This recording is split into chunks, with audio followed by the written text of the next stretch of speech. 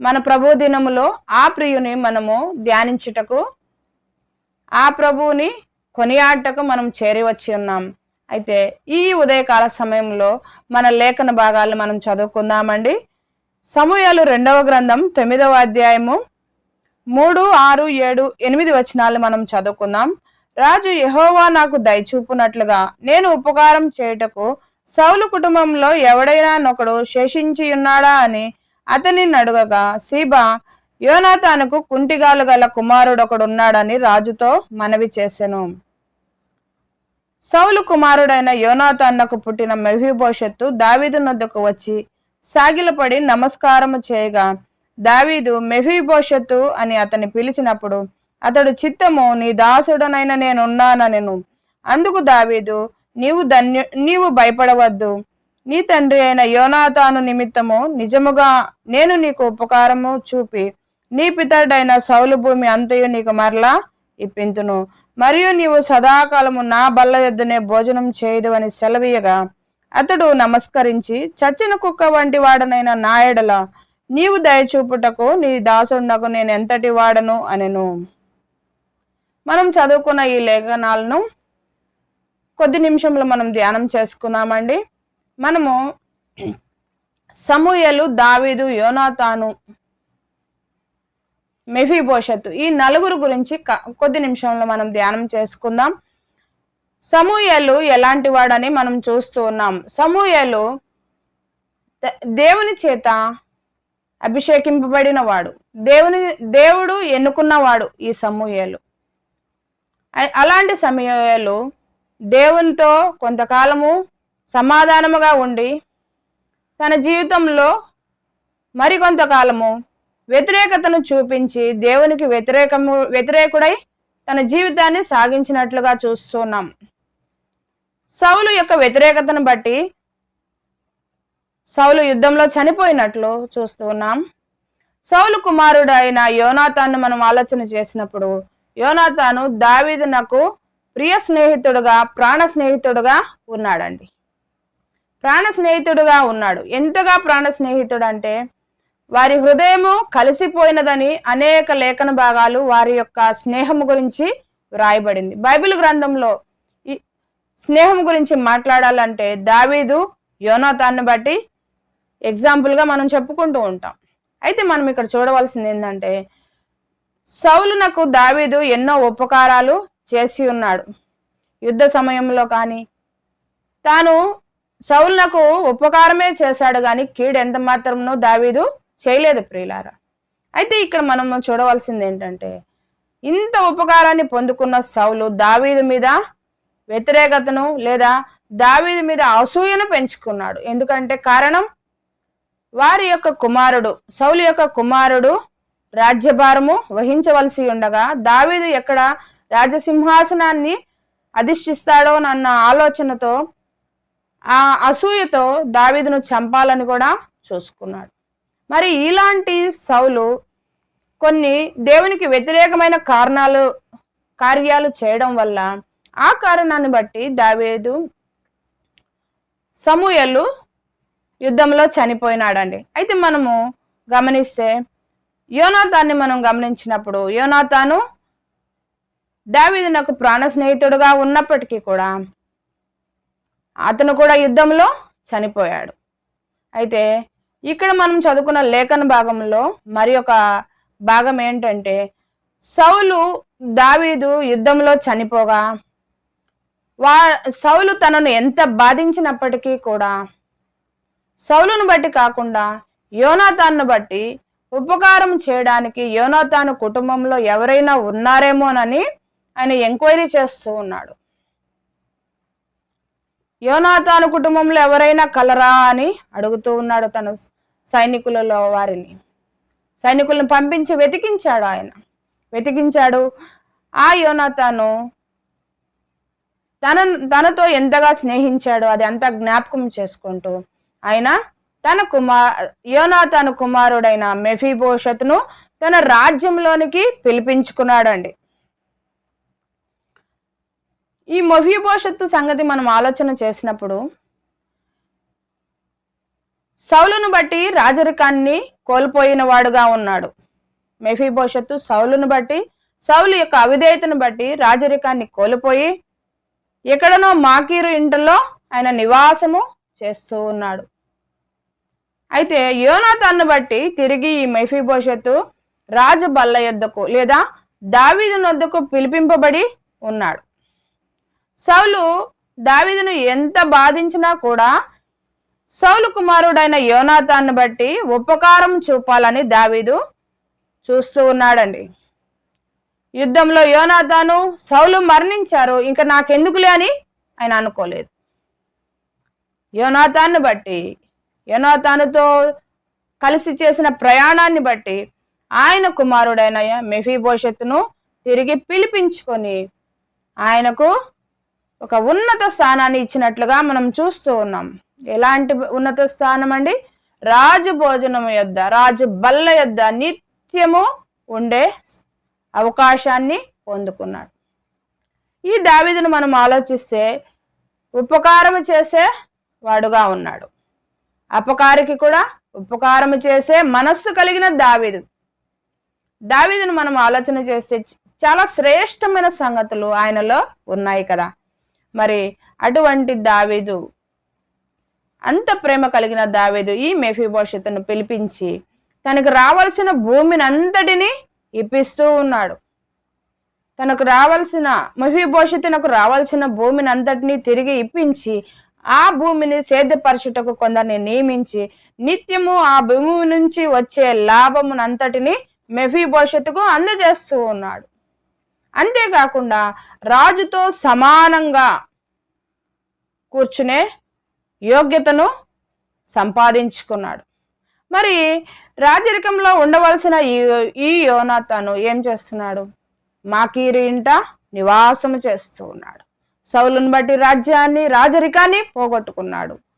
ఉన్నతమైన ప్రదేశంలో, ఉన్నతమైన స్థానంలో శ్రేష్టమైన జీవితము జీవించవలసిన ఈ మెఫీబోషెతు మాకీరు ఇంట ఉంటున్నాడు. కారణం ఎవరంటే సౌలును బట్టియే.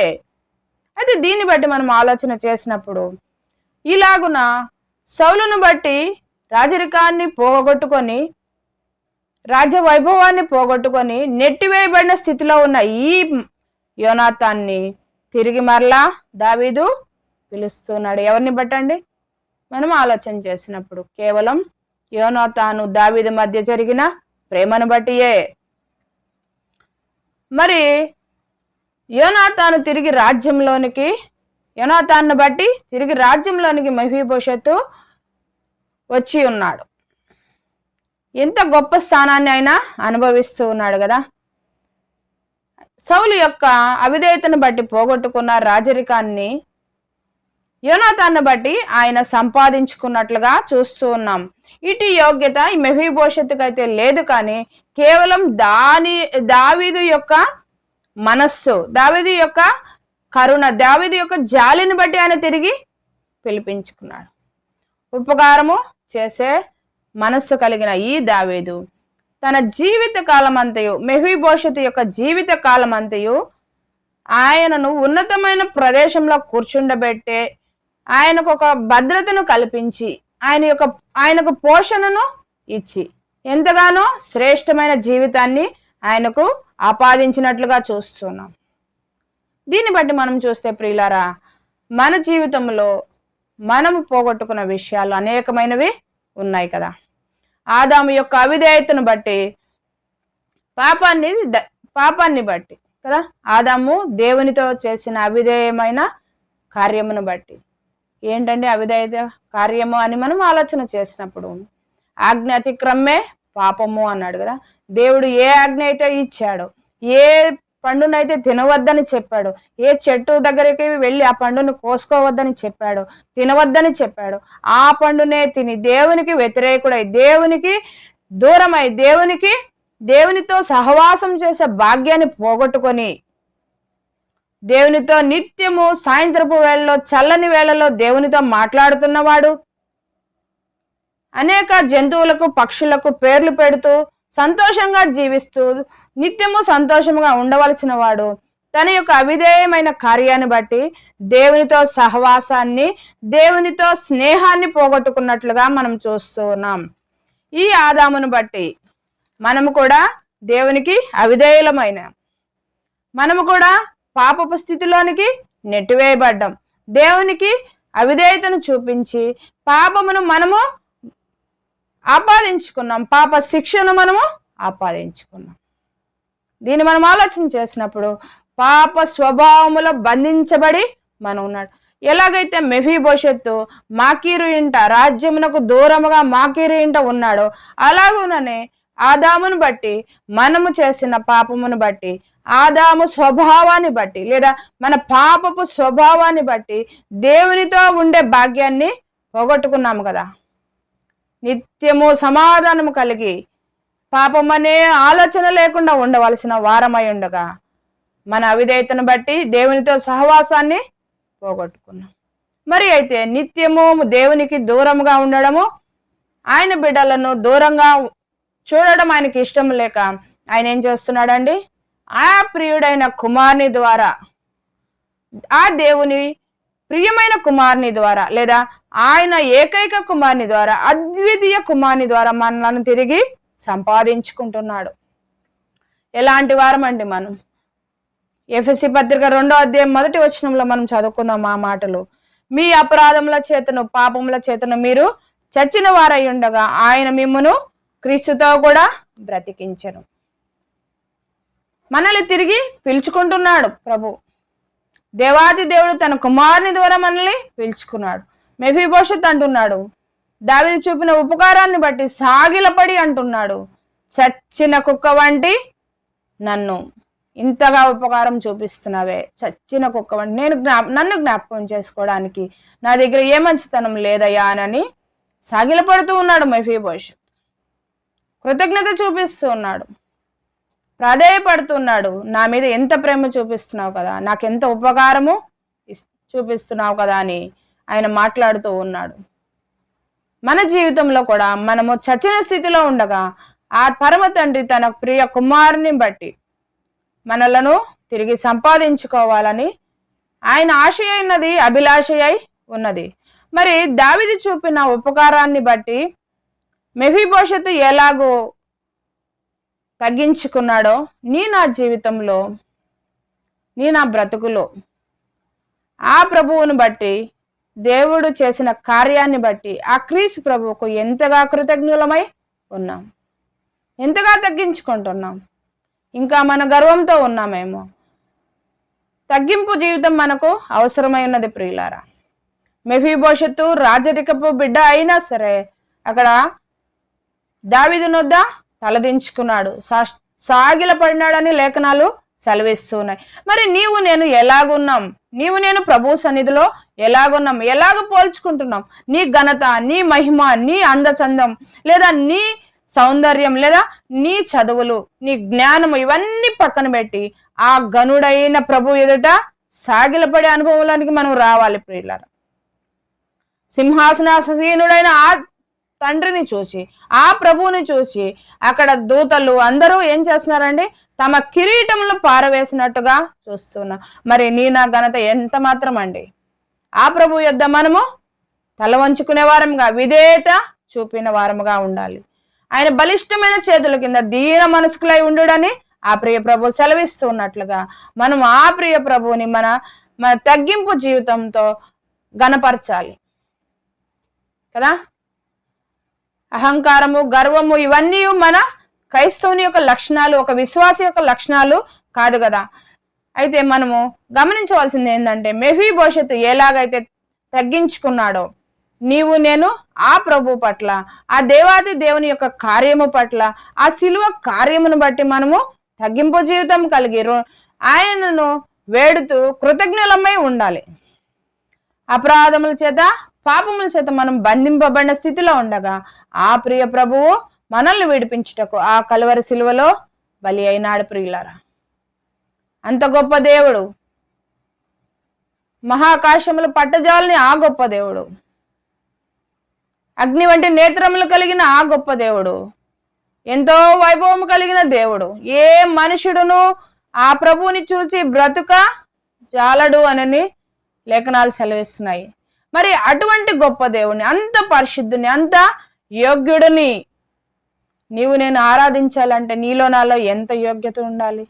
మనం ఆలోచించుకుందాం, మన హృదయాల్ని పరిశీలించుకుందాం ప్రియులారా. ఎందుకంటే ఆ ప్రియ ప్రభువు ముందు మన ఘనత పనికిరాదు, మన విధేయత అవసరం ఆయనకి.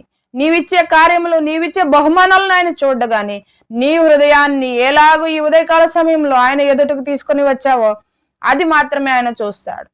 ఎలాంటి హృదయంతో నీవు ఆయనను ఆరాధిస్తున్నావో, ఎలాంటి మనసుతో నీవు సన్నిధికి వచ్చావో, నువ్వు ఎవరి మీద మనసుతో నీవు సన్నిధికి వచ్చావో, ఎవరి పైన నీ మనసు ఆనుకొని ఉన్నదో అవన్నీ ఆయన చూస్తూ ఉన్నాడు. నా బిడ్డ నా కోసమే వచ్చింది, నన్ను ఆరాధించడానికి వచ్చింది అని ఆయన గమనించి నిన్ను ఆశీర్వదించేవాడుగా, నిన్ను దీవించేవాడుగా ఉన్నాడు.